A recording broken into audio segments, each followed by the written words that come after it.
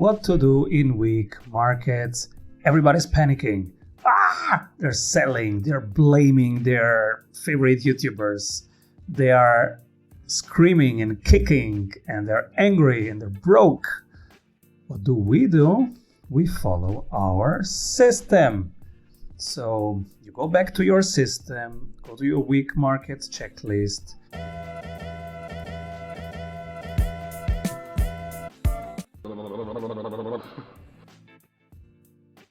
And first of all, all right, it's a weak market when there is extreme fear.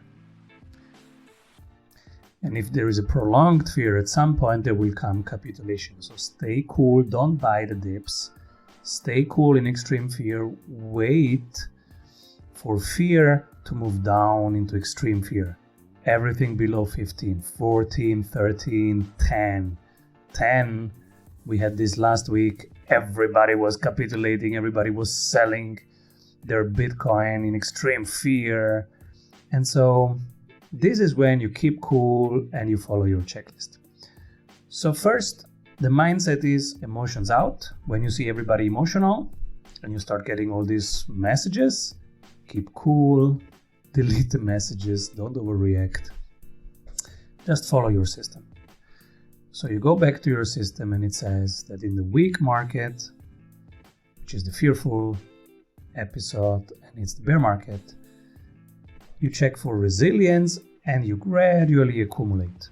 Okay, gradually. You don't look for dips, you gradually accumulate when the fear is extreme. So how do you check for resilience? If you are looking for Bitcoin, for example, and generally if you're looking into digital assets or crypto assets, a good idea is to go to CoinGecko or wherever you go and to measure things not in US dollars, because you're measuring against a weak denominator. Pick the hardest denominator. So right now it's Bitcoin is the hardest asset in that field. So you measure Ethereum against Bitcoin. You measure Solana against Bitcoin. You measure Cardano against Bitcoin. Whatever the asset is that you are looking at, you measure it against Bitcoin and you see how strong it really is. Because it's easy to be strong against the US dollar because that is weak. But then if you measure it against the dominant one, now you know the resilience. And why do you want to know the resilience? Because in a bear market, the question is which will be the finalists, the one that survive the bear market and come out at the other side of the bear market, which one will be still around for the next bull? And that is not an obvious question because the market will wash out all the assets that are not resilient enough. So we have to check resilience. In the stock markets, it's liquidity, but what is it in a digital asset? That's why you have to measure it against the dominant one. Right now, that would be Bitcoin.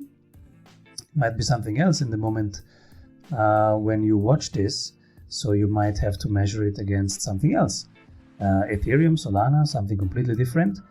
Pick the dominant one and measure it against that. So now you know who is standing strong under pressure right now. So who can stand the heat? And then you consolidate those. Gradually you layer out of the less resilient and you layer into the more resilient. Because you want to know which one can endure the stress and which one gets even better under stress. So maybe you find even an anti-correlated that gets better under stress, then that might become one of your uncorrelated assets. So for example, for a while, last year, Chainlink was doing this. When all cryptos were going down, Chainlink was going up. So for me, it was a hedge in my portfolio. It was an uncorrelated crypto in the crypto basket. I liked that. You might find this kind of patterns, then you can hedge against your volatility. You can de-risk that way. The next important thing to look at is where is the money flowing to? And especially smart money, not retail investors, because you remember we are always late. The smart money, what are the whales buying? And there are whales tracker for that, happy to share top whale wallet, and you can really see where money is flowing into. Bloomberg has a service that shows you every week where the money is flowing to and where the money is flowing from. And then you consolidate gradually into those where the money is flowing to. I look also at the developers, where are developers flowing to in case of the digital assets. And you accumulate gradually that. And now which money are you going to deploy? The money that you have freed up during the bull market. So this is our next video. What do you do during the bull market? So, but I give you a quick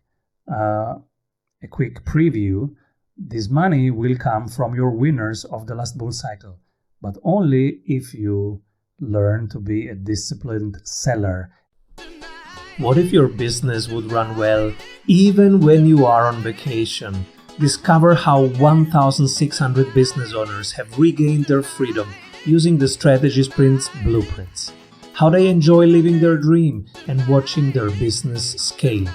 Get the exact checklists they use to go from stressed to fulfilled using the Strategy Sprints method. Order your copy of Strategy Sprints 12 Ways to Accelerate Growth for an Agile Business on Amazon today. And if you love it, leave us a review. For more information, head over to strategysprints.com. And this is where most investors are weak at. You have to learn to sell. Because investors, sometimes we fall in love with our own assets. For example, people say, oh yeah, I love Apple, that's why I keep Apple. Yeah, that's not good enough to love the product and to see that the product is useful. Because look at Amazon. Amazon is very useful. It works very well in most countries. It works better than everything else and still is a very bad asset because parts of it, AWS, is incredibly profitable and has high growth and high liquidity, but the retail part is miserable. And so you just need one failed acquisition that you couldn't integrate quick enough or well enough, your earnings go down and you get penalized by the market. And that happened to Amazon. Even if it's a fundamentally great stock, doesn't mean that it's the right one to accumulate right now. You have to look at these things and where does the money come from that you will deploy now gradually going in? It comes from your past winners. For example, if you have bought Tesla, let's say you have bought 100 shares at 301 in August 2020, like we did in our community, then at $602, which is the first doubling, you would sell half of it. 50 shares you would sell in December 2020. And then at 1,204, you would sell another times half of the half, fractal.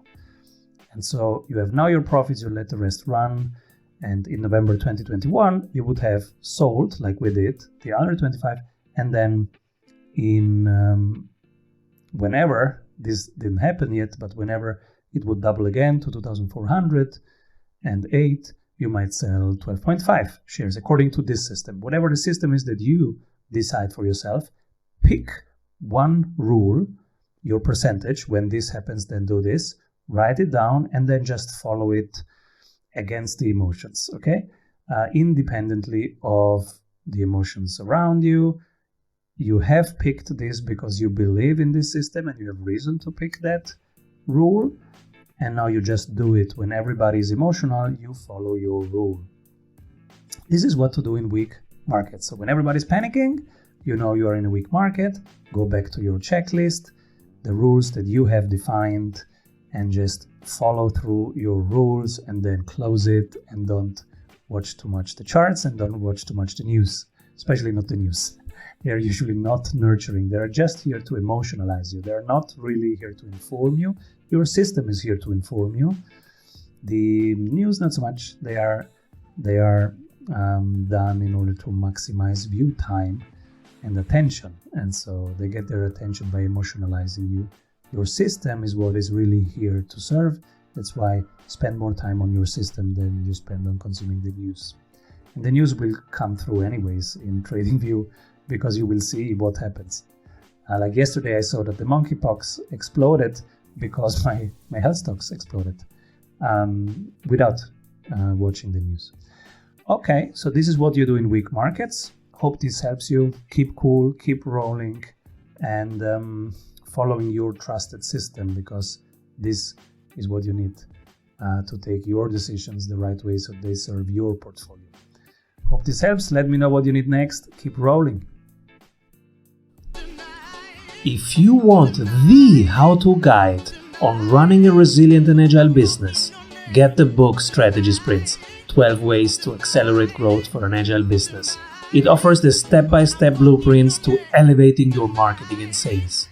Order your copy of Strategy Sprints, 12 Ways to Accelerate Growth for an Agile Business on Amazon today.